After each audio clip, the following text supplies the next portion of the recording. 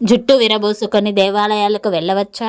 ఈ కాలంలో స్త్రీలు, యువతులు తలస్నానం చేసి జుట్టు విరబోసుకొని దేవాలయాలకు వెళ్ళడం తరచూ చూస్తుంటాం. దీనివల్ల భగవంతునికి అపచారం చేసిన వాళ్ళు కావడమే కాక అకాల దోషాల బారిన పడే ప్రమాదం ఉంది. భగవంతునికి చేసే సేవలు, ఉపచారాలు శుచిగా, శుభ్రంగా చేయాలి. జుట్టు విరబోసుకోవడం వల్ల వెంట్రుకలు రాలి పూజా ద్రవ్యాలలో పడి అపవిత్రం అవుతాయి. దేవాలయాలలో ప్రసాదం నివేదన జరుగుతుంది. అన్న సంతర్పణలు జరుగుతాయి. జుట్టు విరబోసుకోవడం వల్ల రాలిన వెంట్రుకలు పొరపాటున ఆహార పదార్థాలు పడితే ఆ భోజనం వృధా అవుతుంది. వ్రత దీక్షలలో ఉన్నవారికి కాలికి తల వెంట్రుకలు కానీ, జుట్టు నుండి రాలిన నీటి బిందువులు కానీ తగలడం వల్ల వారికి దీక్షాభంగం కలుగుతుంది. ఆ దోషం దానికి కారణమైన వారికి తగులుతుంది.